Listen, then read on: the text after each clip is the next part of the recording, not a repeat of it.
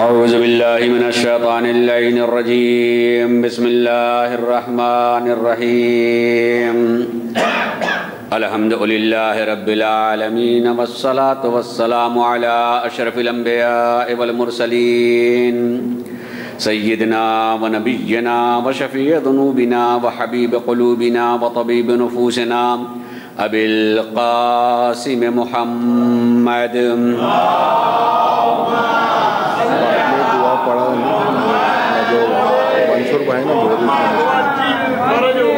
وعلى أهل بيته الطيبين الطاهرين المعصومين ولعنة الله على أعدائهم أجمعين من يومنا هذا إلى يوم الدين. أما بعد فقد قال الله سبحانه تبارك وتعالى في كتابه الكريم وهو أصدق القائلين وقوله الحق. بسم الله الرحمن الرحيم فاقصص القصص لعلهم يتفكرون.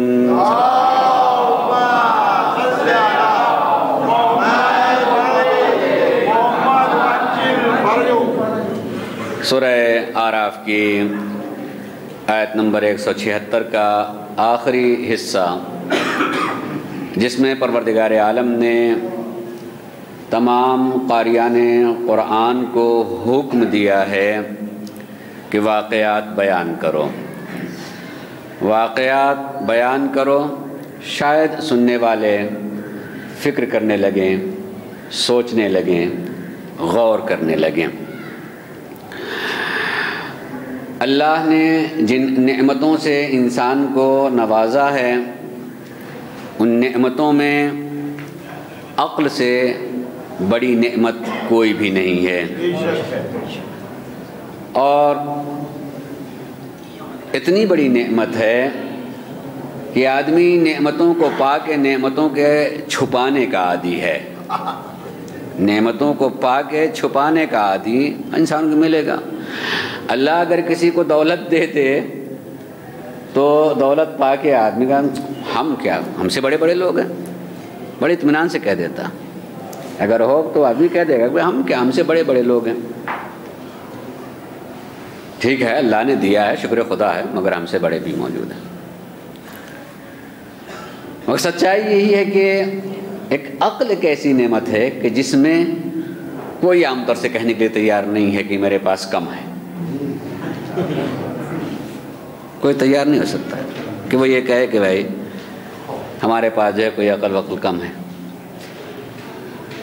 لیکن اگر آپ غور کریں تو اتنی بڑی نعمت پا لینے کے بعد کیا واقعاً جس سے وہ یہ سمجھتا ہے کہ میرے پاس ہے.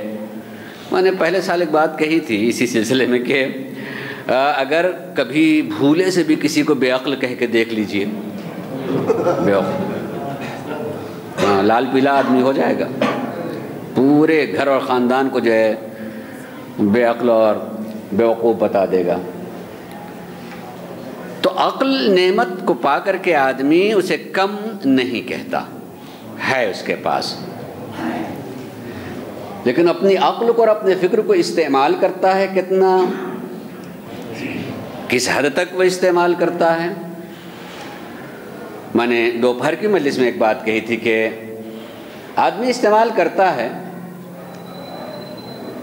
دنیا کے لیے، دنیا کی حیات کے لیے، دنیا کی زندگی کے لیے. اور شمیز کو نہیں کہتا ہوں کہ کوئی بری چیز ہے، بالکل انسان کو جو ہے اس طرح بھی اپنی عقل کا استعمال کرنا چاہیے، فکر کا بھی استعمال کرنا چاہیے. حتیٰ کہ میں نے خود یہ روایت دیکھی ہے کہ دنیا میں دنیا کے لیے تم محنت کرو تو ایسے محنت کرو جیسے تمہیں رہتی دنیا تک جینا ہے. یہ معصوم نے کہا تمہیں محنت کرنا چاہیے تھی دنیا کے لیے، اتنی محنت کہ جیسے دوسرا آدمی کا بھائی کاہے کے لیے اپنی جان دیے چلے جا رہے ہیں، کہ جیسے رہنا کام نہیں، تم محنت کرو ایسے جیسے کہ تمہیں رہتی دنیا تک جینا ہے. لیکن اسی کے بعد دوسرا جملہ کہا ہے کہ کبھی کوئی نیک کام ایسے کر لو کہ جیسے پتہ نہیں پھر دوبارہ یہ کام کرنے کو ملے گا یا نہیں. اصل میں اسی میں ہم بہت پیچھے ہیں.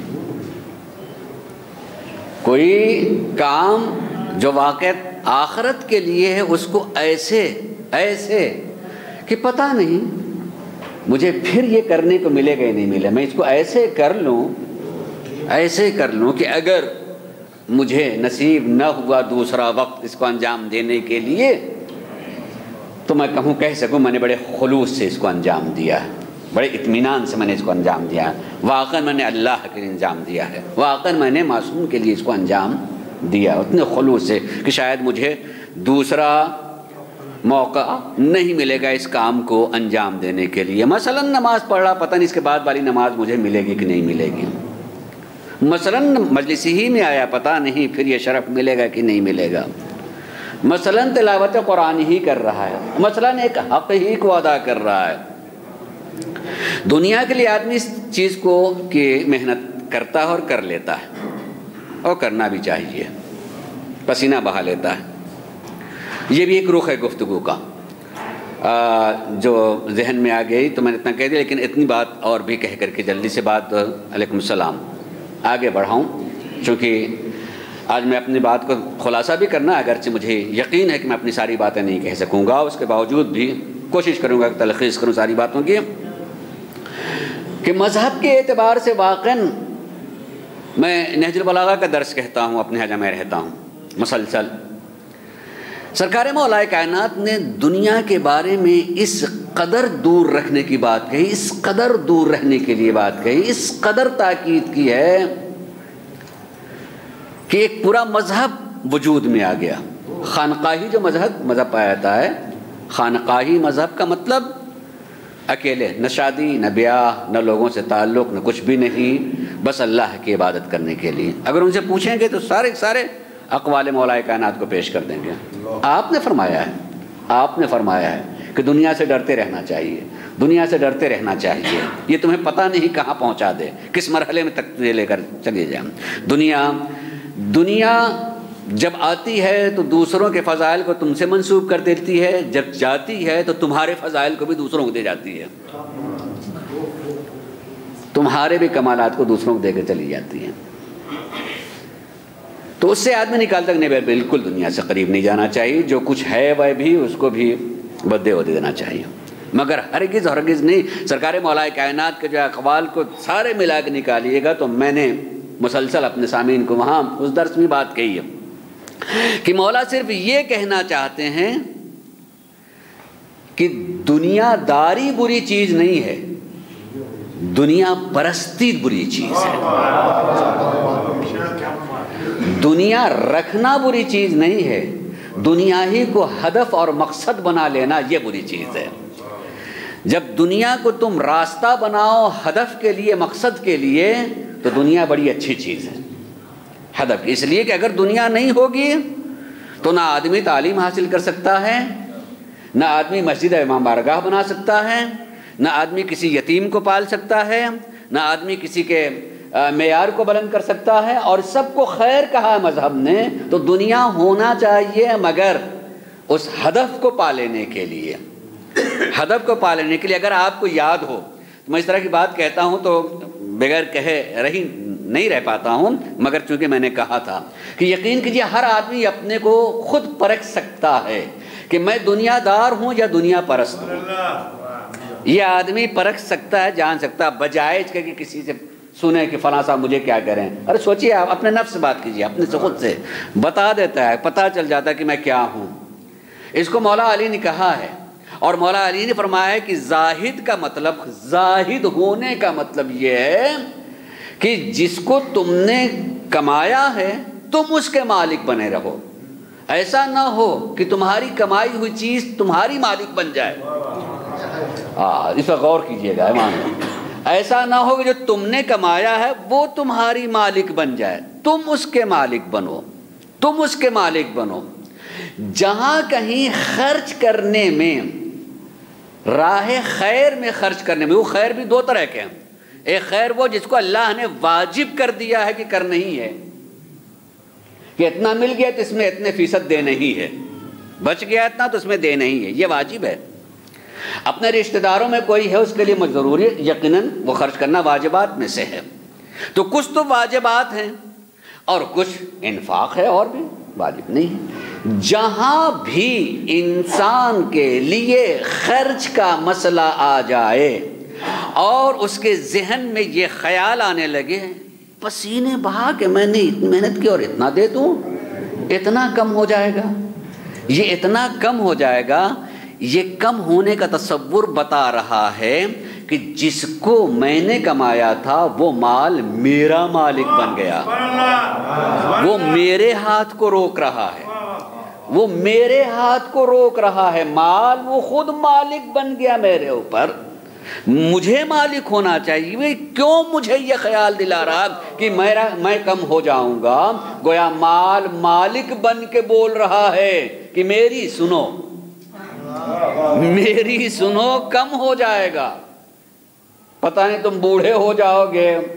یہ ایک میرے بزرگ بہت کہا کرتے تھے کہ بوڑھے ہو جانے کے بعد بھائی کسی خرچ کرنا بھی ہوتا ہے۔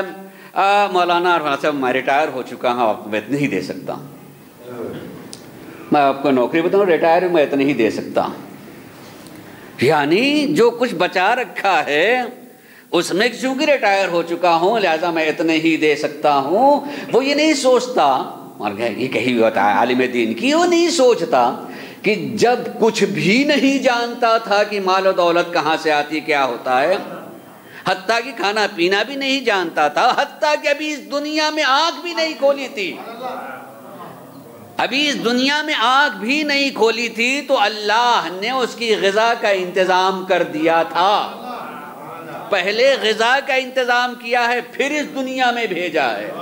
جو اللہ اس دنیا میں بھیجنے سے پہلے دے سکتا ہے،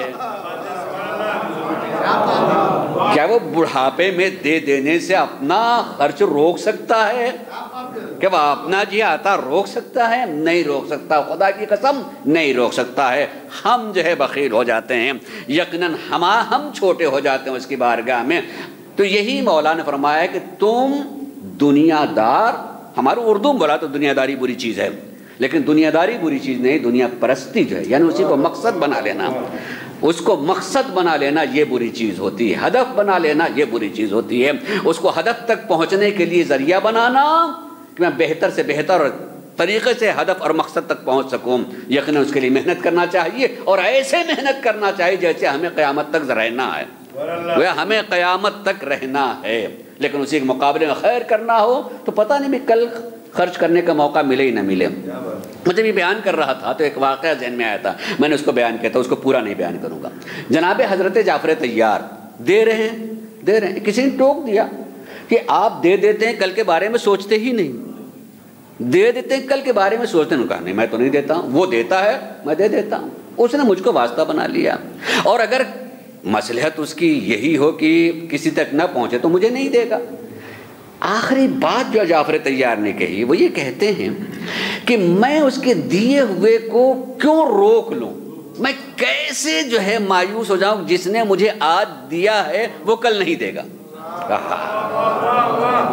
میں کیسے اس سے مایوس ہو جاؤں کہ جس نے مجھے آج دیا ہے وہ کل مجھے نہیں دے گا، اور اگر اس کی مصلحت میں یہی ہے کہ مجھے کل نہ ملے تو پھر میرے پاس کیا رہے گا جو میں دوسروں کو دوں گا، جو میرے پاس کہاں سے ہے جو میں دوسروں کو دوں۔ اس کا مطلب میں نہیں دیتا ہوں، دیتا وہی ہے، دیتا وہی ہے۔ اور اس کے لیے پھر ابھی اسی اشرے میں میں نے دہرایا ہے لیکن پھر دہرا رہا ہوں تاکہ رہے کہ آپ پڑھیے گا مکتوبات میں مکتوب نمبر 31 جو وصیت ہے سرکار مولا کائنات کی اپنے بچوں کے نام، اسی میں جملہ ہے، وصیت کرتے ہوئے فرماتے ہیں کہ استنزل الرزق بالصدقہ، تم جو ہے اللہ سے رزق مانگو صدقہ دے کر کے، پہلے صدقہ نکالو پھر اللہ سے مانگو۔ جملہ میں پڑھا تو میں کہتا ہوں گویا مولا بتانا چاہتے ہیں مانگنے سے پہلے دینا سیکھو، مانگنے سے پہلے دینا سیکھو۔ دینے کے لیے اس میں تصور دے رہے ہیں امام کہ اللہ کسی ہاتھ کو کسی کے لیے ذریعہ قرار دیتا ہے، تم صدقہ دے رہے ہو یعنی تمہارے ہاتھ کو ذریعہ قرار دیا کسی محتاج کے لیے، تمہارے ہاتھ کو اس کے لیے ذریعہ قرار دیا، وہی کسی اور ہاتھ کو تمہارے لیے ذریعہ قرار دے دے گا۔ اس لیے تم اللہ سے مانگو دے کے مانگنا سیکھو۔ مگر میں جب یہ بات کہا کرتا ہوں تو یہ ضرور کہتا ہوں کہ دینے میں ہاتھ چھوٹا ہوتا ہے، مانگنے میں منہ بڑا ہوتا ہے۔ یہ طے ہے، میرا تو ایسے ہی ہوتا ہے کہ دینے کے لیے ہاتھ چھوٹا ہوتا ہے، تاکہ ہم تو بہت سارے کپڑے بھی پہنے ہوتے ہیں تو ہمارے آسانی ہوتی ہے کہ ذرا چھپا کے دیکھ لیں گے کہ کہیں بڑا تو نہیں جا رہا۔ دینے کے لیے جو آدمی چھوٹا، یہ کم سے کم چھوٹا سکہ جو ہے جانا چاہیے، اور مانگنے کے لیے بڑا منہ ہوتا ہے۔ جبکہ دینے والا یہ کہتا ہے کہ 1 دو گے تو 10 دوں گا، وہ کہتا ہے کہ 1 دو گے تو 10 دوں گا۔ گویا میں خود ہی جو ہے اگلے ہاتھ کو میں خود ہی چھوٹا کر رہا ہوں، اس لیے جو میں دے رہا ہوں کم دے رہا ہوں، تو اسی اعتبار سے ادھر سے ملے۔ صلوات پڑھے محمد و آل محمد پر۔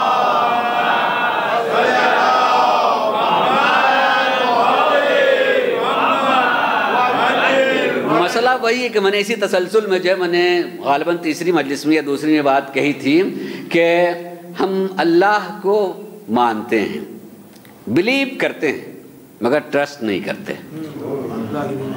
ایمان ہے مگر اعتبار نہیں ہے۔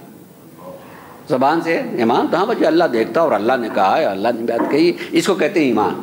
زبان منکر نہیں ہے، زبان منکر نہیں مانتے ہیں، کہتے بھی ہیں، علی اعلان بھی کہیں گے، مگر خود اندر سے ٹرسٹ نہیں ہے۔ کہا تو ہے 10 میں، مگر کبھی ملا تو نہیں، اس لیے کہ وہ دیتے ہی چاہتا ہے کہ اس ہاتھ سے دوں تو اسی ہاتھ پر 10 آ جانا چاہیے، اس ہاتھ پر جو ہے 10 آ جانا چاہیے، تبھی تو ٹرسٹ کرے وہ۔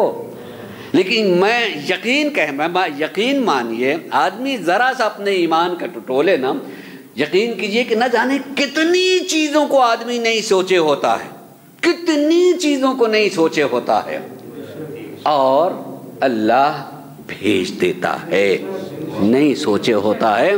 اس نے قرآن میں یہ بات کہی ہے کہ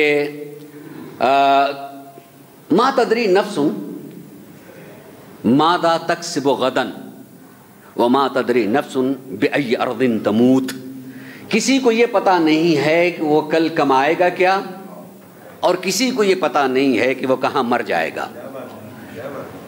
دوسری بات کو تو آدمی ماننے کے لیے تیار ہو جائے گا، بھائی یہ تو ٹھیک لگتی ہے کہ کہاں مر جائیں گے یہ نہیں معلوم، مگر بھائی میں نوکری کرتا ہوں، مجھے پتہ ہے کہ میرا جو ہے میں کل جاؤں گا 8 گھنٹے کی میری تنخواہ کتنی ہوگی، 8 گھنٹے کی میری تنخواہ، میں محنت کروں گا 8 گھنٹے کی تنخواہ کو پتہ ہے کہ کتنی ہے، اس میں 2 گھنٹے نہیں جاؤں گا تو کتنی کٹ جائے گی یہ معلوم۔ یہ کیسے قرآن نے کہہ دیا کہ تمہیں پتہ نہیں ہے کہ کل کماؤ گے کیا، اور تمہیں یہ پتہ نہیں کہ تم مر کہاں سے جاؤ گے۔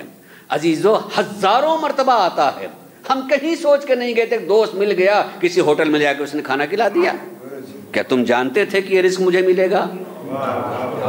جانتے تھے کہ رزق مجھے ملنے والا ہے؟ تنخواہ میں رزق کا جوڑنے والا رزق کو جانتا ہی نہیں ہے۔ مولا علی نے اسی وصیت نامے میں یہ بات کہی کہ الرزق رزقان، رزق 2 طرح کے ہوتے ہیں، ایک وہ رزق ہوتا ہے جس کے طلب میں تم دوڑتے ہو، اور ایک وہ رزق ہوتا ہے جو تمہارے پیچھے آتا ہے، تمہیں تلاش کرتا ہے، تمہیں تلاش کر، جہاں ہوگے وہاں وہ تمہیں رزق پالے گا اور پہنچ کر کے رہے گا، پہنچ کر کے رہے گا، پہنچ کر کے رہے گا۔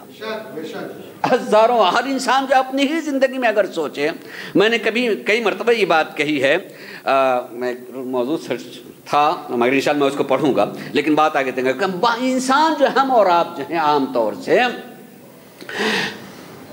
مانگتے ہیں تو اپنی مانگی ہوئی چیز یاد رہتی ہے، ملی ہوئی چیز کبھی یاد آتی نہیں۔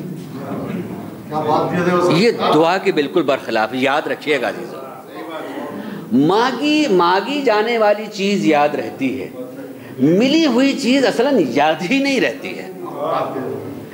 اللہ نے یہ کہا ہے، مسلسل یہ کہا کہ اگر تم شکر ادا کرو گے تو میں اضافہ کر دوں گا۔ یہ یاد دلانا چاہتا کم سے کم جو مل گیا ہو اس کو تو یاد کر لو یار، وہ مل گیا ہو اس کو یاد کر لو۔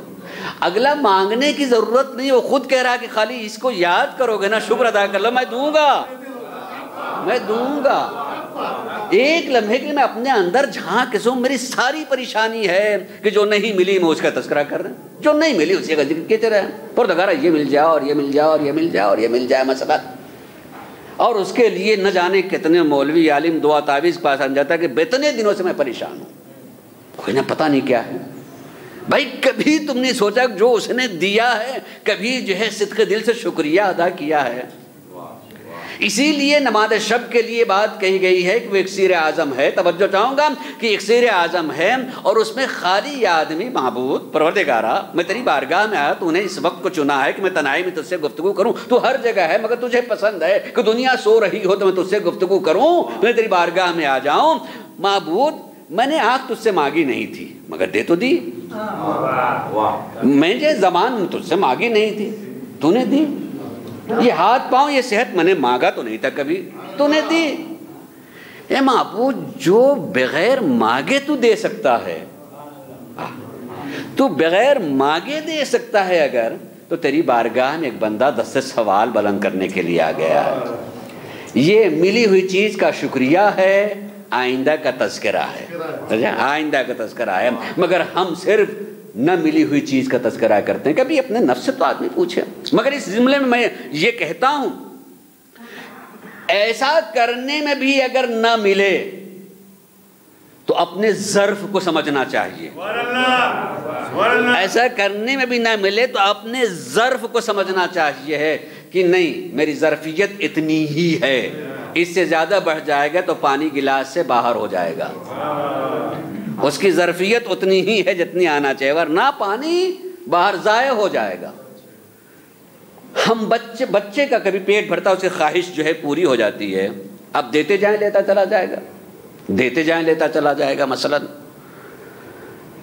وہ روتا بھی ہے چلاتا بھی ہے، اور اکثر و بیشتر جو ہے والدین بچے کو جس کا رونا کبھی پسند نہیں ہے لیکن جو اپنے ظرفیت سے زیادہ مانگ رہا ہوتا ہے، جو اس کی صحت کے لیے مضر ہو سکتی ہے اسے مانگ رہا ہے، تو روتا تو رونا، اگر رونا بند نہ ہو تو اور رلا دے گا، تماچے مار کر کے اور رلا دے گا، بھگا کر کے اور رلا دے گا، اور ہر آدمی کہے گا کہ صحیح آدمی کر رہا ہے، یہ صحیح کر رہا ہے، اس لیے کہ اس کو یہ چیز دے دی جائے گی بچے کو تو اس کے دانت خراب ہو جائیں گے، اس کی صحت خراب ہو جائے گی، فلاں چیز خراب ہو جائے گی، آدمی نہیں دیتا ہے۔ ارے اسی سے سمجھیں کہ اگر ہم جیسے چند لمحوں کے، یہ چند وقت، یہ چند برس کے مالک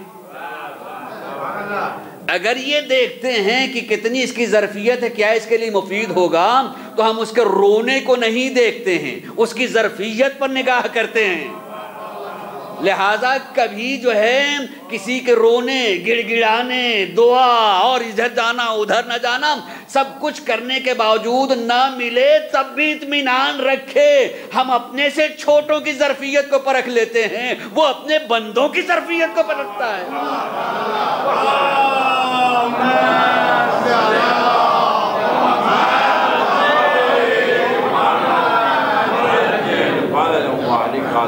کہ اسے کتنا مطمئن ہوگا آدمی۔ اللہ جو ہے، میں دوپہر کی مجلس میں عادل سے متعلق تھوڑی سی گفتگو کرتا، حالانکہ عادل سے متعلق میں نے گفتگو نہیں کی، وہ تو عادل ہی عادل ہے، وہ اصلاً جو ہے عدل کے خلاف کر ہی نہیں سکتا ہے، نہ دینا بھی اس کا عدل ہے، دے دینا بھی اس کا عدل ہے۔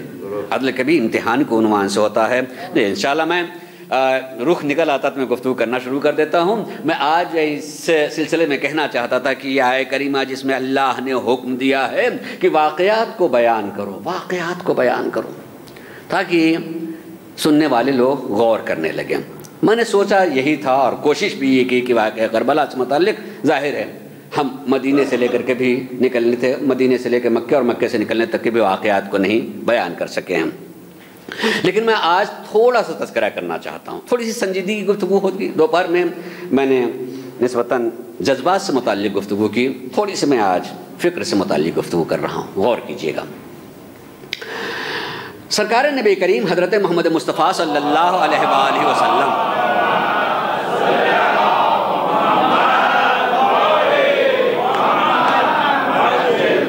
کہ حیات طیبہ میں اگر میں سوچوں، غور کروں کہ ان کے زندگی میں آخری واقعہ کون سا پیش آیا، بالکل آخری، اسی اعتبار سے ہمیں پہلا بھی واقعہ سوچنا چاہیے کہ پہلا واقعہ کیا. میں جہاں تک بیٹھ کے سوچ رہا تھا میں سوچا کہ نبی کریم کی زندگی کا سب سے آخری واقعہ اگر ہے تو واقع قرطاس ہے. واقع قرطاس ہے نا بچے. جبکہ نبی کریم یہ چاہتے ہیں کہ قلم کاغذ دیا جائے تاکہ میں ایک نوشتہ لکھ دوں. بہت المناک یہ واقعہ ہے. اگر آدمی سوچے، آدمی اس پر غور کرے تو یقین اپنے کو پائے گا کہ میں کہاں ہوں، میں کس کے ساتھ میں ہوں. مانگنے والے کے ساتھ میں ہوں یا جو ان لوگوں نے نہیں دیا میں ان کے ساتھ میں ہوں. جنہی نے نہیں دیا وہ کون تھے، اس سے بحث نہیں. اتنا واقعہ پڑھنے کے بعد یہ آدمی سوچے تو فکر کرے کن سے نبی کریم کہہ رہے تھے اور کیوں نہیں دیا اور کیا کہہ کر کے نہیں دیا، تو مجھے کس کے نقش قدم پہ چلنا چاہیے ہے. کیا اس فکر کے نتیجے میں راستہ یعنی صراط مستقیم نہیں پالے گا؟ ایک واقعے میں اگر آدمی غور کرے تو صراط مستقیم کی روشنی ملنا شروع ہو جائے گی. ذرا سا جذبات سے نکل کر کے عقل کی روشنی میں آئے گا کہ یہ تو ہے، تو اس کو سب نے نقل کیا، اس سے نہیں ہو سکتا. نہیں آپ اپنے یہاں بیان کر رہے ہیں، ان کے یہاں کی بیان کر رہے ہیں، نہیں یہ واقعہ ہے، سب نے نقل کیا ہے کہ یہ واقعہ نبی نے آخری وقت میں قلم کاغذ مانگا کہ لاؤ میں تحریر لکھ دوں تاکہ تم ہمارے بعد بھائی بتا چکے ہیں، سب کچھ کر چکے ہیں، لیکن مانگا. اب اسی میں تلاش کرنا ہوگا. کسی سے آپ کہہ سکتے ہیں بھائی آپ سوچئے تو کن لوگوں نے نہیں دیا. اگر نبی مانگ رہے ہیں تمہارے کام کے لیے، نبی ہوتی تمہارے کام کے، نبی ہیں کچھ کہہ رہے ہیں، آخر کیوں نہیں دیا گیا، کیوں نہیں دے دیا جاتا ہے؟ پتا ہے ان کو. میں اس کے جزیات میں نہیں جانا چاہوں گا. میں نے فکر واقعہ بیان کریں تاکہ دوسروں کو دعوت فکر دے سکیں، وہ سوچیں کہ کیوں. اس سے پہلے کا واقعہ ہے، اس میں بہت ساری گنجائش تھی کہنے کی، لیکن میں ابھی دو باتوں کا تذکرہ کر کے تینوں چیزوں کا تجزیہ کرنا چاہوں گا. تھوڑی سی عقلی بات ہے لیکن اس کو غور کیجیے گا. اس سے پہلے کا واقعہ کون سا ہے؟ اس سے پہلے کا واقعہ ہے واقع مباہلہ. اس سے پہلے کا واقعہ. اس واقع مباہلہ میں اگر پورے واقعے اس میں ہماری قوم جانتی ہے، لیکن اس میں تجزیہ کرے آدمی کہ واقع مباہلہ جو ہونے والا ہے اس میں سچوں اور جھوٹوں کو پہچانوانا ہے. یہ طے ہے سچے اور جھوٹے کو پہچانوانا. اور قرآن نے یہ بات کہی ہے کہ کونوا مع الصادقین، کونوا مع الصادقین، تمہیں سچوں کے ساتھ میں رہنا ہے، تمہیں سچوں کے ساتھ میں رہنا ہے. اگر اللہ خالی حکم دے کر کے سچوں کو پہچانواتا نہ، بتاتا نہ، تو ہم تو اپنے ہی دور کے اپنے میں جو اس کو ہم نے سچا سمجھ لیا اسی کو، جو جس معیار کا ہوتا ہے وہ اسی معیار کی شخصیت کو پہچانوانا چاہتا ہے نا،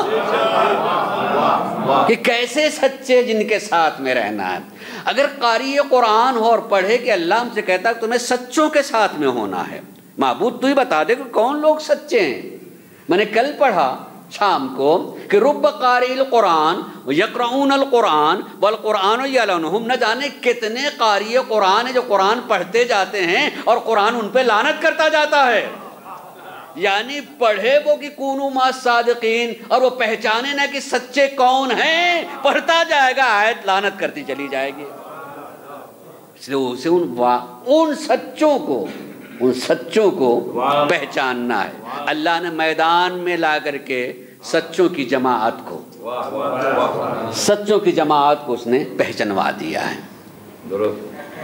لیکن اسی سے پہلے غور کیجیے گا، اسی سے پہلے یہ سب جانتے ہیں کہ جب علماء نجران پہنچے ہیں، اپنی کیفیت کے ساتھ پہنچے ہیں، جس نبی کی خصوصیت با اخلاق کے خلق عظیم پہ ان سے منہ موڑ لیں نہیں مل رہے ہیں، ان کی طرف منہ ہی نہیں کر رہے ہیں. وہ خود اپنی جگہ پریشان، چلے جاتے واپس ہی چلے آتے کہ بھئی ہم ان کو تو با اخلاق سمجھ کے آئے تھے، یہ ہم سے ہماری طرف منہ ہی نہیں ملا رہے ہیں، کیسے نبی اور کیسے رسول. لیکن ان کو بھی پڑھی کی تلاش کرنے کے بھئی لوگ پوچھیں جو ان کو نبی مانتے، ذرا سے ان سے پوچھے تو کہ آخر ایسا کیوں کر رہے ہیں؟ ہم بات کرنے کے لیے آئے ہیں، ہم سمجھنے کے لیے آئے ہیں، اور یہ ہم سے ملنے ہی نہیں چاہتے ہیں، رخ موڑ لیتے ہیں۔ جتنے قریب کے لوگ تھے ان کے پاس گئے کہ بھائی بتائیں تو، مگر ان کو سمجھ میں نہیں آ رہا کہ آخر رسول آج ایسا کیوں کر رہے ہیں۔ مگر جتنے کے بھی پاس گئے سب کو ایک ہی دروازہ نظر آیا کہ اگر بتا سکتے ہیں تو وہی بتا سکتے ہیں، وہی بتا سکتے ہیں، اور وہ کوئی اور نہیں ہے، وہ علی ہیں کہ چلتے ہیں انہی سے، آپ جائیں لیکن ایک دور دور وہ بھی ہے کہ ہم بھی سن لیں کہ آخر علی بتاتے کیا ہیں۔ ایک عالم دین نے بڑی اچھی بات کہی، وہ کہتے ہیں کہ جب نبی کے ایک فعل کی بھی توضیح بغیر مفسر کے نہیں ہو سکتے تو پورا قرآن بغیر تفسیر کرنے والے کا کون سمجھ لے گا؟ اس لیے نبی جا رہے ہیں تو خالی قرآن چھوڑ کے نہیں جا رہے ہیں، تفسیر کرنے والا بھی چھوڑ کے جا رہے ہیں۔ صلوات پڑھیں محمد و آل محمد۔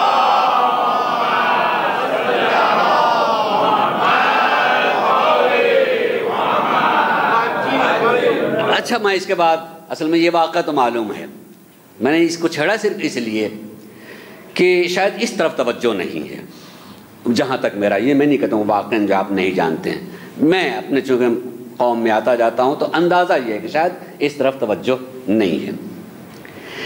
نبی کریم سمجھانے کے بعد جب انہیں سمجھ میں نہیں آتی تو بات مباہلے پہ ٹھہری کہ چلو ٹھیک ہے بھائی آئیے مباہلہ کر لیتے ہیں۔ مباہلہ یعنی بد دعا کرتے ہیں، تم سچے خدا کے ماننے والے ہو تو دیکھو تمہاری سن لی جائے گی، تم سچے خدا کے ماننے والے ہوگے تو تمہاری سن لی جائے گی، اور جیسی بد دعا کی جائے گی ان کو لگے گی، بس سامنے آ جائے گی، چلیے بات۔ لیکن اس میں تک کن کن کو لے کے آئیں گے، کن کن لوگوں کو اور کیسے لوگوں کو لے کر کے آنا ہے، مسئلہ انتخاب کا ہے، توجہ ٹائم وغیرہ، مسئلہ انتخاب کا ہے۔ اب نبی کریم اس فکر میں کہ کن کو لے کر کے جاؤں، اور اپنی بیٹی کے گھر میں آتے ہیں تو کیفیت فکر کی وہ ہے، آپ نے چادر مانگی، جو حدیث قضا پڑھتے ہیں ہم نے چادر مانگی، فکر میں ہیں۔ جب انسان کسی فکر میں ہوتا ہے تو بیمار سبھی لگنے لگتا ہے نا، سوچنا ہے کس کو لے کر کے جانا ہے، چادر مانگی۔ میں یہی آپ کو بتانا چاہتا ہوں کہ آیہ تطہیر کا نزول یہی موقع ہے، الگ سے نہیں ہے۔ اگر آپ کو تاریخ کا یہ حصہ نہیں معلوم تھا اپنے ذہن میں رکھیے کہ نبی فکر میں کہ کیسے یہ مسئلہ حل ہو پائے گا، گھر میں آتے ہیں اپنی بیٹی کے اور چادر مانگتے ہیں۔ چادر نے گویا کہ اللہ کی طرف سے اشارہ ہوا ہے، بیٹی کے گھر جاؤ، انتخاب ہم کریں گے کہ کون آئے گا۔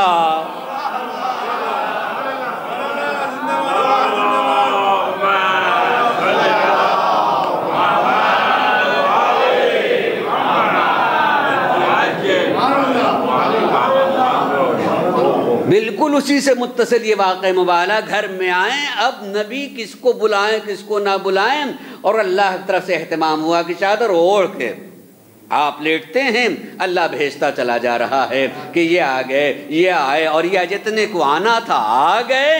جب آ گئے ہیں تو نبی کریم انہیں لے کر کے جا رہے ہیں۔ یعنی جب الہی مسئلہ ہوتا ہے تو اس میں نبی بھی خود انتخاب نہیں کرتے ہیں، حکم اسی طرف سے ہوتا ہے۔ صلوات پڑھیں محمد و آل محمد پر۔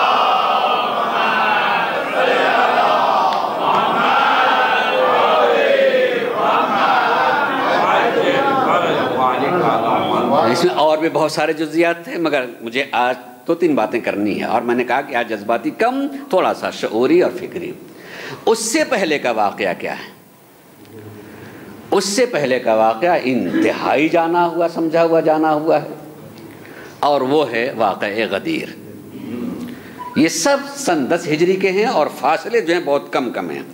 واقعہ غدیر، ظاہر شیعوں میں واقعہ غدیر کو کیا بیان کرنا، سبھی جانتے ہیں، لیکن نہیں، بہت چیزیں غور کرنے کی ہوتی ہیں، اس پہ بھی غور کرنا چاہیے کہ واقعہ غدیر، اس میں آج کو تھوڑی سی دور سے آپ کا بیان کرنا چاہتا ہوں، اگر آپ سنیں۔ میں جانتا ہوں اس طرح بات ذرا سا نیند آنے لگتی ہے، ذرا سا نہ سوئیے گا۔ صلوات پڑھیں محمد و آل محمد پر۔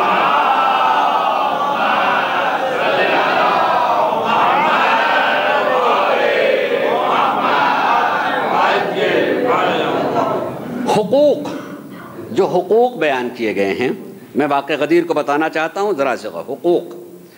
حقوق کئی طرح کے ہوتے ہیں۔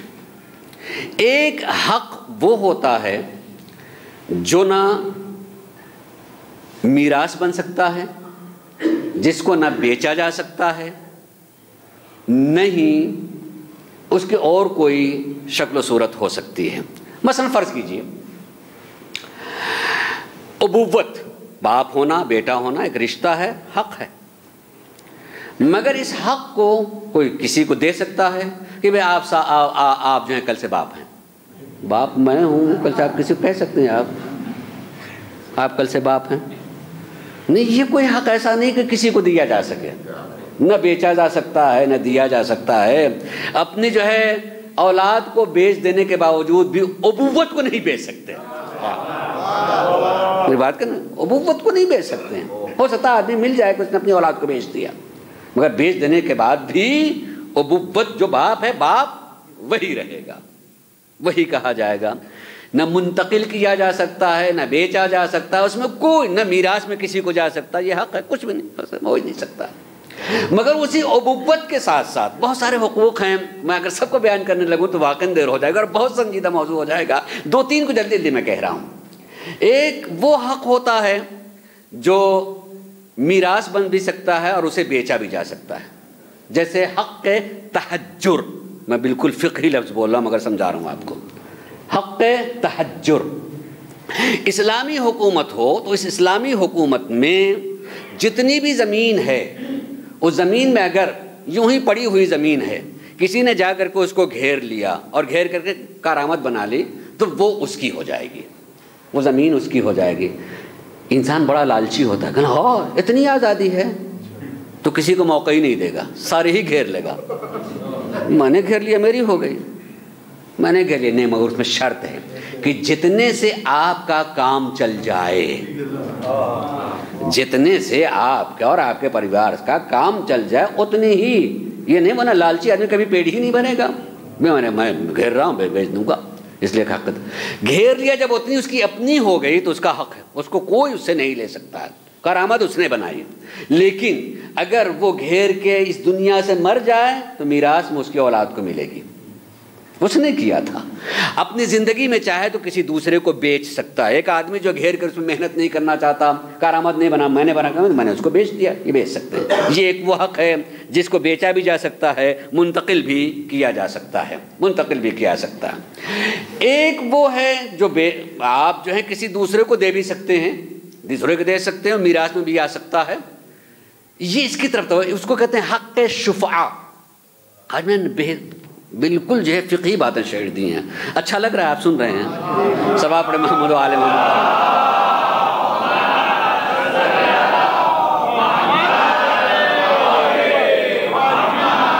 آپ یقین جانیں کہ اگر ہم ممبروں سے نہ بیان کریں نا تو قوم بوڑھی ہو کے اپنی آخری منزل میں چلی جائے گی، ان کو پتہ بھی نہیں لگے گا کہ شریعت میں اس طرح کے بھی الفاظ ہیں۔ مثلا حق شفعہ، حق شفعہ کہتے ہیں کہ مثلاً ہمارا گھر ہے، میرے بابا کا گھر ہے، ہم 3-4 بھائی بہن ہیں مثال کے طور پر، اور مجھ کو کہیں اور زمین لے لی، مکان لے لیا، کچھ کرنے لگے، ہم تجارت میں چلے گئے اور بھی کہیں دوسرے شہر میں چلے گئے، تو میرا جتنا حصہ تھا میں چاہتا ہوں میں بیچ دوں۔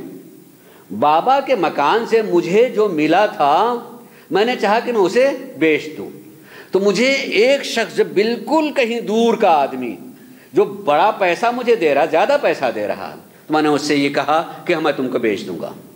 میرے دوسرے بھائی کو حق حاصل ہے کہ وہ یہ کہے کہ تم اس کو نہیں بیچ سکتے، بیچنا ہے تو مجھے ہی بیچو گے۔ یہ ہے حق شفعہ، یہ ہے حق شفعہ، شفعہ شین فی عین چھوٹی ہے، حق شفعہ۔ اس کو مذہب اگر وہ کہہ دے کہ نہیں تو آپ کسی کو بیچ نہیں سکتے ہیں، اور میں آپ کو صرف بتانے کے لیے بات کہہ رہا ہوں کہ یہ مذہب کا قانون ہے، مگر میں آپ کو برٹش قانون بتا رہا ہوں کہ اگر یہ بھی نہ ہو، یہ باپ کا بلکہ پڑوس میں بھی حق بک رہا ہے اور میری ضرورت ہے، اور پڑوسی کسی اور کو بیچ رہا ہے، تو اس میں بھی حق شفعہ حاصل ہے کہ میں اس سے یہ کہوں کہ چونکہ میرا گھر ہے اور میری ضرورت ہے، تم تیسرے کو نہیں بیچ سکتے، میں لے لوں گا، وہ بھی ہاں حق شفعہ حاصل ہے۔ برٹش قانون میں بھی یہ بات داخل ہے کہ اگر میرے پڑوس کا مکان بک گیا ہے اور مجھے نہیں بتایا تھا تو میں جا کے یہ کر سکتا ہوں مقدمہ کہ مجھے بتایا نہیں تھا اور میری ضرورت مجھے ہی لینا ہے، تو آپ کو گورنمنٹ حق دے گی کہ آپ جتنے میں بیچا اتنا پیسہ دے دیں، آپ لے لیں، جتنے میں بیچا آپ پیسہ دیں، کیونکہ آپ وہاں رہ رہے ہیں تو آپ کو حق ہے کہ آپ اسے لیں۔ ہم بھولے ہوئے ہیں، میں تو یہ کہتا ہوں نام لے کوئی یہ نہ لے، ہمارے اسلام کے قوانین اتنے عقلی اور فطری ہیں کہ دوسرا لے لیتا مگر اپنا بنا کے، علی اسی لیے کہتے ہیں جو اچھا لگ جائے اسے لے آؤ، ہمارا تھا دوسرا لے گیا، ہمارا تھا وہ دوسرا لے کے چلا گیا، اس کو لے کر کے آنا چاہیے۔ حق شفا، مجھے حق حاصل ہے، اگر میں نے زندگی میں میری یہ بات نہیں آ پائی، ایسا موقع نہیں آیا، تو میرے میراث میں میری اولاد کو ملے گا، میں کسی دوسرے کو بھی دے سکتا ہوں کہ یہ حق ہے، آپ اس کو استعمال کر سکتے ہیں۔ سب میں نہ جاؤں، جلدی جلدی سے کہوں، ایک ہے حق ولایت، جلدی سے کہنا چاہوں گا، حق ولایت، باپ کو اپنی اولاد پر ولایت حاصل ہے، حق ولایت باپ کو اپنی اولاد پہ ہے۔ جب باپ کو اپنے اولاد پہ حق ہے تو حق ولایت جو ہے یہ اللہ ہی کی طرف سے ملتا ہے، باپ ہوا، کسی نے اس کو ولی نہیں بنایا، باپ ہونے ہی سے یہ حق ولایت اس کو ملا ہے، لیکن اپنی زندگی میں اپنی جگہ کسی اور کو وہ ولی بنا سکتا ہے۔ توجہ چاہوں، غور کیجیے گا اس پر، اپنی زندگی میں وہ کسی اور کا، بھائی میں یہاں نہیں رہوں گا، میرا بچہ یہاں پڑھنے کے لیے آیا ہے، میں سرپرستی آپ کے لیے، ولایت کیا؟ سرپرستی، میں نے اپنے اس حق کو اس کی طرف منتقل کر دیا، میں نے اس کو، مگر اتنا غور کیا آپ نے، کوئی دوسرا نہیں کر سکتا، جو ولی ہے وہی کسی کو ولی بنائے گا۔ پورے قانون میں جو ہے آپ غور کیجئے گا تو جو ولی ہے اسی ہی کو حق حاصل ہے۔ ایک بھائی یہ جا کے نہیں کہتے میرے باپ کی طرف سے جو ہے آپ ولی سرپرستی قبول کر لیجئے، نہیں، جب تک وہ باپ جو ہے راضی نہ ہو جائے، بنائے گا وہی جسے ولایت حاصل ہے۔ اگر کسی کو بنا رہا ہے تو وہی بنائے گا۔ اللہ اس کائنات میں خلیفہ بناتا ہے، یعنی ولی بنا رہا ہے، یعنی سرپرست بنا رہا ہے، تو وہی بنائے گا، اور جب اس نے بنا لیا تو جو ولی ہے وہی اپنی جگہ کسی کو ولی بنائے گا۔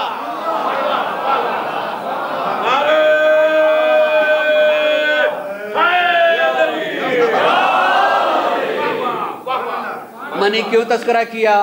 اگر یہ تذکرہ کہ خالی دعوت فکر دینے کے لیے، سوچنے کے لیے کہ بھیا تمہارے یہاں اتنی ولایت آ جائے، خالی باپ ہونے کے اعتبار سے ولی ہو گئے تو کوئی دوسرا ان کی جگہ آ کر کے ولی نہیں بنا سکتا ہے، تو غدیر کا بنا ہوا ولی کی جگہ مدینے میں پہنچ کر کے دوسرا ولی کیسے بن سکتا ہے؟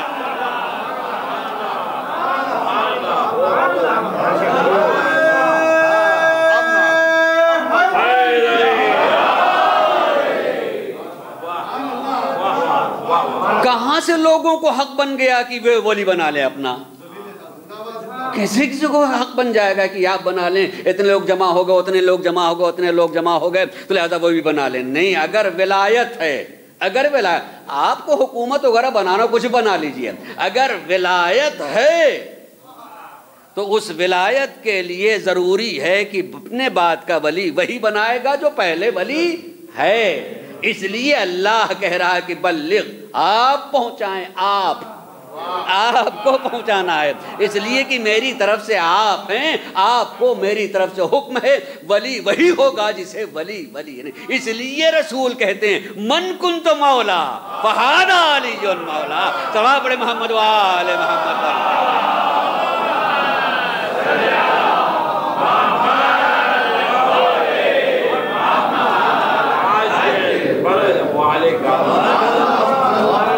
کسی دوسرے کو حق نہیں ہے، لیکن ایک تاریخ کے تلخ حصہ میں آپ کو دہراؤں، یہ بھی سننے سے متعلق اور فکری ہے، خالی آج میں نے بالکل جذباتی کوئی بات نہیں کہی ہے۔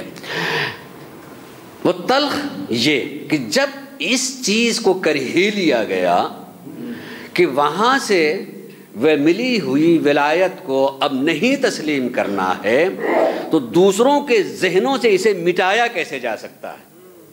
کیسے مٹایا جا سکتا ہے؟ اس کا پہلا طریقہ یہ کہ جب اپنے کو اعلان کر دیا کہ ہم رسول کی جگہ پہ ہیں تو پہلا اعلان کہ رسول کی حدیثیں بیان نہ کی جائیں۔ میری بات پہ غور کیجئے گا، میں حوالہ دے رہا ہوں تذکرۃ الحفاظ علامہ ذہبی کی مکمل احادیث میں ملیں گی کہ جب یہ نظام قائم ہو گئے تو پہلا اعلان رسول کی حدیثیں نہ بیان کی جائیں۔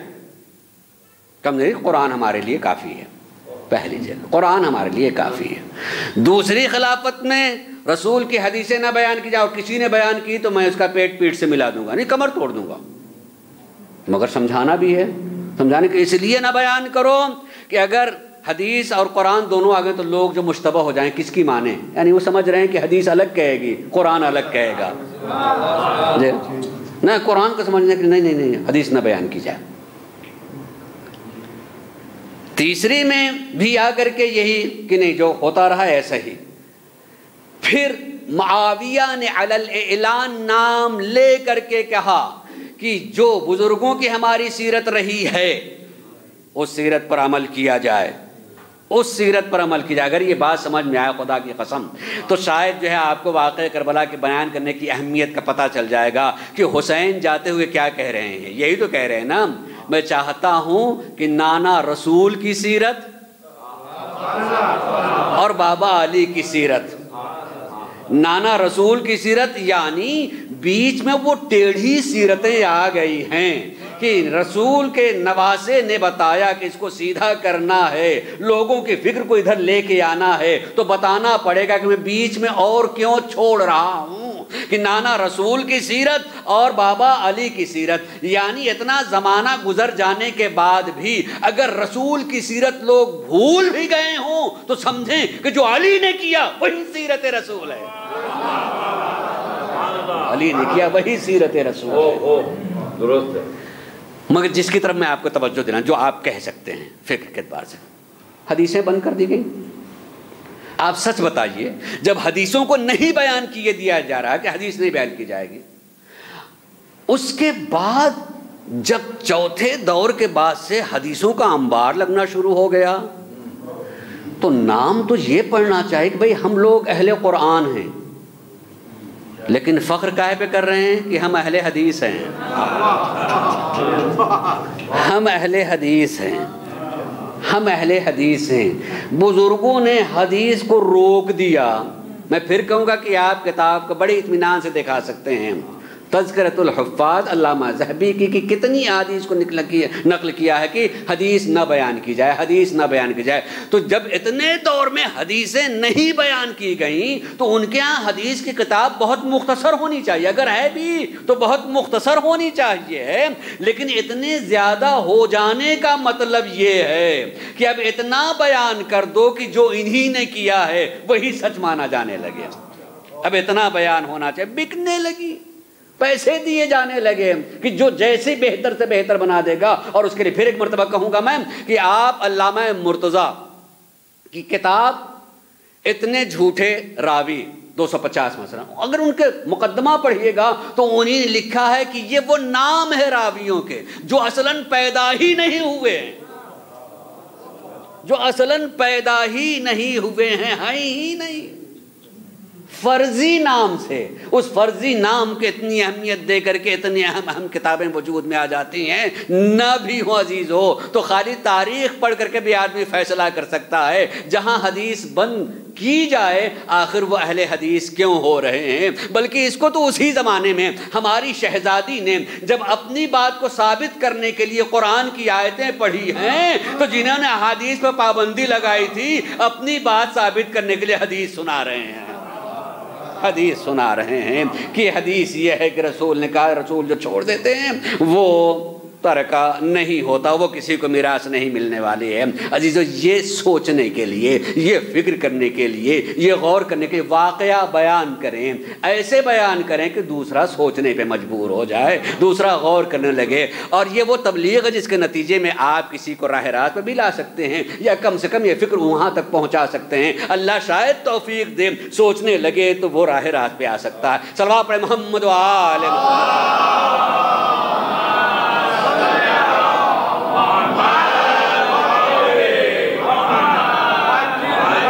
اور اسی میں سے بالکل آخری بات کہتے ہوئے کہ واقعہ کربلا میں اگر دیکھیں تو امام حسین کب مکہ چھوڑ رہے ہیں؟ جب ایک سب سے بڑی عبادت کا زمانہ ہے، حج۔ آج اگر کوئی آدمی مثلا کسی عبادت کو چھوڑ کر کے کچھ کرنے لگے تو آدمی کہے بھیا یہ کر ہی لیے ہوتے، تھوڑی سی دیر ہی تو ہو جاتی، جانا تھا آ گئے تھے اتنی دور سے، اتنی مشقت سے اور اتنی پریشانیاں اٹھا کر کے، تو یہ کر کے جاتے۔ لیکن عام آدمی ہوتا تو شاید ہم بھی سوچتے کہ آخر کیوں چلے آئے، جن کے نام سے حج آج زندہ اور باقی ہے وہ حج چھوڑ کے جا رہا ہے، تو کیا دعوت فکر نہیں ہے کہ عمل صالح کس کو کہتے ہیں؟ بس مجھے یہ بتانا ہے کہ عمل صالح کس کو کہا جاتا ہے۔ نماز پڑھ کے ختم کر لینے کا نام عمل صالح ہے، یا نماز چھوڑ کر کے جان کا بچا لینا عمل صالح ہے؟ میری بات پر اگر غور کریں آپ، جان جا رہی ہو کسی کی اور نماز میں پڑھ رہا ہوں تو کسی فقیہ کے مسئلے کو دیکھیے گا، میں نے اسی درمیان میں ایک مرتبہ تذکرہ کیا، کسی فقیہ کے مسئلے کو دیکھیے گا تو یہ کہے گا نماز چھوڑیے اس کی جان بچا لیجئے۔ اگر آپ کو یقین ہے کہ نماز ختم کرتے کرتے وہ خود ختم ہو جائے گا تو آپ نماز چھوڑیے اس کو بچا لیجئے، اس کو بچا لیجئے۔ تو نماز پڑھتے رہنا اور اس کی جان چلے جائے تو عمل صالح نہیں کیا، نماز چھوڑ کے جان بچا لی تو عمل صالح کر لیا۔ اللہ جہاں جہاں بھی یہ کہتا کہ وہ عمل الصالحات، وہ عمل الصالحات جہاں کہیں بھی قرآن میں آیا ہے وہ دعوت فکر ہے۔ اس کا مطلب یہ نہیں ہے کہ آپ نماز پڑھتے رہیے، روزہ رکھتے رہیے، بلکہ اس کے ساتھ اگر کوئی کام ایسا ٹکرا جائے جس کی اہمیت ہو تو اسے چھوڑ کر کے اس اہم کام کو کر لیجئے، عمل صالح بن جائے گا، عمل صالح بن جائے گا۔ امام حسین صلی اللہ علیہ وسلم حج چھوڑ کے جا رہے ہیں تو یہ دعوت فکر ہے کہ آدمی سوچے کہ جن کے نام سے، جس کے گھر سے یہ سارا دین ملا ہے، جن کی عظمت اور اہمیت کو بیان کیا گیا، وہ اگر چھوڑ کے جا رہا ہے تو اس کا مطلب یہ کہ کوئی اہم چیز مٹ رہی تھی جسے بچانے کے لیے کوئی اس سے اہم ترین چیز مٹ رہی ہے، ورنہ جنہوں نے حج کی اہمیت کو بتایا ہے وہ حج چھوڑ کے کیوں چلے جائیں گے؟ جس نے ان کے ثواب کو بیان کیا ہے وہ اسے چھوڑ کے کیوں جائیں گے؟ اس کا مطلب یہ کہ میں یوں کہوں، ہمارے ایک بزرگ عالم دین نے ایک بات کہی تھی، کبھی کبھی یاد آتی ہے، بلکہ میں کہوں کہ یہاں بہت آ چکے ہیں، مولانا غلام عسکری رحمۃ اللہ علیہ ایک بات کہا کرتے تھے کبھی کبھی وہ، کہ کبھی ہم جو ہے مومنین سے کہتے ہیں کہ بھائی دیکھیں یہ بھی ایک کام ہے، اس کو بھی کر لیجئے، یہ بھی ایک کام ہے، تو کبھی کبھی چڑھ جاتے ہیں لوگ۔ اس لیے میں براہ راست کہہ دیا کرتے تھے اے بھائی دیکھو یہ داڑھی جو ہے اسلام کا ایک عمل ہے، اس پر ہم اس کو بہرحال حرام کام ہے۔ تو کسی نے چڑھ کر کے کہا مولانا کیوں اس کے پیچھے میں، کیا اسی داڑھی ہی میں اسلام ہے؟ کیا ایک ہی داڑھی میں اسلام ہے؟ تو بڑے سنجیدگی سے بات کہتے ہیں نہیں بھائی داڑھی میں تو اسلام نہیں، مگر اسلام میں داڑھی ہے، اسلام میں داڑھی ہے۔ جس اسلام میں نماز ہے، نماز ہی میں اسلام نہیں ہے، روزے ہی میں اسلام نہیں، مگر اسلام میں نماز اور روزہ ہے، ویسے ہی اسلام میں یہ چیز بھی ہے، یہ چیز بھی ہے۔ امام حسین حج کو چھوڑ کر کے جا رہے ہیں کہ خالی اس کی اہمیت کو بیان کر دیا جاتا ہے، گویا کہ حج ہی سب کچھ ہے، چھوڑ کے بتانا چاہتے ہیں کہ جس میں حج ہے، جس میں حج ہے وہی خطرے میں ہے، جب وہی خطرے میں ہے تو پہلے اسے بچا لیا جائے، خود ہی حج بچ جائے گا۔ صلوات پڑھیں محمد و آل محمد پر۔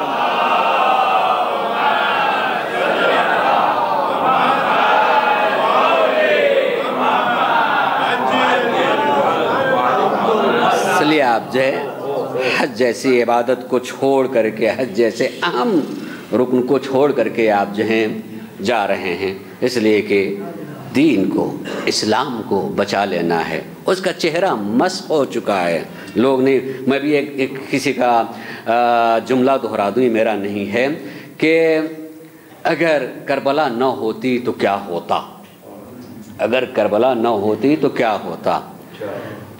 تو جواب دیا کہ خالی یہ سوچیں کہ نبی کے بعد 50 سال کے اندر اسلام کہاں پہنچ چکا تھا۔ جب اتنی مدت میں اس منزل تک جا چکا تھا، اس کا چہرہ اتنا مسخ ہو چکا تھا، اگر کربلا نہ ہوئی ہوتی تو سوچیں کہ اسلام کہاں ملتا، اسلام کہاں مل جاتا۔ یہ حسین کا کرم ہے کہ وہاں سے روک لیا، اس کے چہرے کو پہچنوا دیا، اس کی شناخت کروا دی۔ مگر عزیزو، اس راستے میں حسین نے قربانیاں دی، کتنی بڑی بڑی قربانیاں۔ آج ہی جمعے کے بعد ایک جوان نے بات کہی کہ پھر روتے ہم کیوں ہیں، کامیابی پر روتے کیوں ہم ہیں۔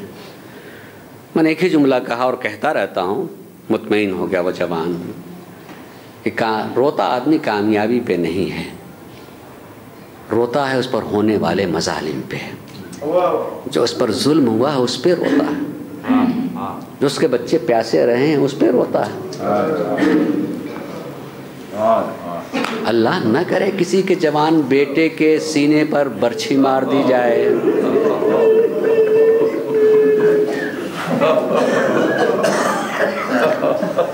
قسم میں جب یہ جملہ کہتا ہوں میں خود سوچتا ہوں اپنی جگہ، واقعا میں خود اپنی جگہ سوچتا ہوں یار اتنی آسانی سے بیان کر دیا میں نے، اور کتنی آسانی سے لوگوں نے سن لیا۔ کہ اتنے ہی ہے؟ میں دو جملے کہوں گا، ایک روایت کا حصہ اور ایک درایت بھی ہے، احساس۔ روایت کے اعتبار سے میں نے دیکھا کہ جناب موسیٰ نے اپنے دور میں کوہ طور پر اللہ سے سوال کیا، پروردگارا تو نے جہنم کیوں پیدا کی ہے؟ حکم ہوا اپنی انگلی کو بلند کرو اور اس نظارے کو دیکھو، اور جب دیکھا تو کربلا کی سرزمین بلند ہوتی ہے۔ سارے مصائب کو دیکھتے دیکھتے جب دیکھا کہ ایک بوڑھا باپ کمر پکڑے ہوئے زبان کی جنازے پہ جا رہا ہے، جس کے سینے پر برچی لگی ہوئی ہے، جلدی سے اپنے ہاتھ کو نیچے کے لیے، پروردگارا تو نے جہنم بجا پیدا کی ہے، پروردگارا تو نے جہنم کو بجا پیدا کی ہے۔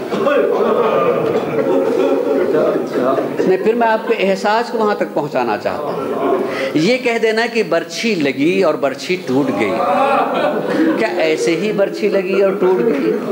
ایک لمحے کے لیے آپ کبھی بیٹھ کر کے سوچئے کہ جب ظالم نے برچھی ماری ہوگی تو کتنی دیر تک اس نے کوشش کی ہوگی کہ برچھی نکل آئے، برچھی نکل آئے، برچھی نکل، کتنی دیر تک اس برچھی میں اور ایک جوان کے سینے میں جنگ ہوتی رہی ہوگی، جنگ ہوتی، کتنے مصائب کو، مشکلات کو برداشت کیا ہوگا۔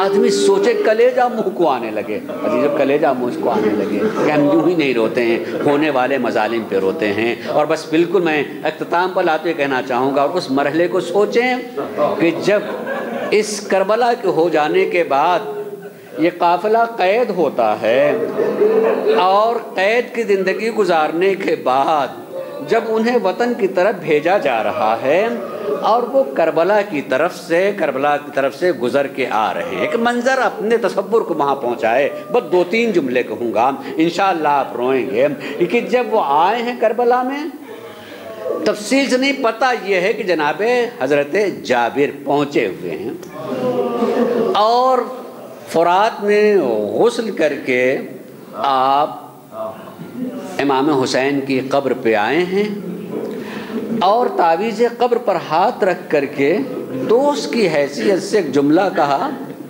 مولا میں آپ کو سلام کہہ رہا ہوں اور جواب نہیں مل رہا ہے، مولا میں سلام کر رہا ہوں اور جواب نہیں مل رہا ہے۔ پھر خود ہی جواب دیتے ہیں کہ شاید اس لیے کہ آپ کے سر کو جدا کر لیا گیا، آپ کے سر کو جدا کر لیا گیا۔ پھر سوچتے ہیں کہ شاید میرا مولا راضی نہ ہو مجھ سے، تو ایک مرتبہ کہتے مولا مگر میں اپنی مجبوری کی وجہ سے نہیں آیا تھا، آپ کی مدد کرنے کے لیے اپنی مجبوری سے نہیں۔ ابھی گفتگو کر رہے ہیں کہ گفتگو کے اندر سے ایک جواب، ایک آواز آتی ہے، جابر میری قبر چھوڑ کے دور چلے جاؤ، میری قبر چھوڑ دو، دور چلے جاؤ۔ اب اور پریشان مولا کیا ناراض ہیں؟ آواز آتی ہے نہیں، میری بہن زیارت کو آ گئی، میری بہن زیارت کو آئی ہے۔ ان کے ساتھ میں ساتھی جو تھے جناب جابر کے عطیہ تھے۔ عطیہ یہ کہتے ہیں کہ میں دیکھنے لگا، جب میں نے دیکھا تو دیکھا ہاں ناقے آ رہے ہیں، لیکن جب ناقوں سے قریب آئے تو ہم نے دیکھا کہ ناقوں سے لوگ اتر نہیں رہے، اپنے کو گرا رہے ہیں، اپنے کو گرا رہے ہیں۔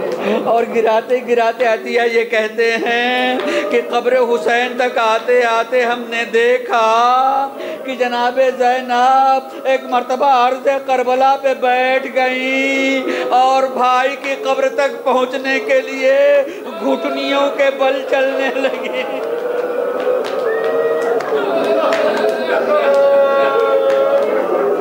گھٹنیوں کے بل چل کر کے اپنے بھیا کی قبر پہ آئی ہیں، فریاد کی میرے ماں جائے، تو نے ایک امانت میرے حوالے کی تھی، سکینہ کو قید خانے چھوڑ کے بھیا مجھے معاف کرنا، میں تمہاری امانت کو واپس نہ لا سکی۔ گفتگو کی، جتنے آئے تھے سب نے زیارت کی، بس دو جملے سنیے گا عزیزو۔ جب زیارت ہو چکی ہے، جی بھر کے رو چکے ہیں، زینب چاہتی ہیں پھر سب کو سوار کریں، سب کو سوار کیا کہ اب چلنے کا وقت آ گیا ہے۔ سوار کرنے کے بعد جو ایک مرتبہ مڑ کے دیکھا تو ایک خاتون کو دیکھا جو قبر حسین سے لپٹی ہوئی اب بھی رو رہی ہیں۔ قریب آئیں، کوئی اور نہیں ہے، وہ رباب ہیں جو قبر حسین سے لپٹی ہوئی ایک مرتبہ آگے کھڑی ہوئی اور کھڑی ہو کر کے کہا رباب چلیے، چلنے کا وقت آ گیا۔ سر کو اٹھایا، آنکھوں میں آنسو ہے۔ شہزادی آپ جا سکتی ہیں، اس لیے کہ ایک عورت کی زندگی یا اولاد سے ہوتی ہے یا شوہر سے ہوتی ہے۔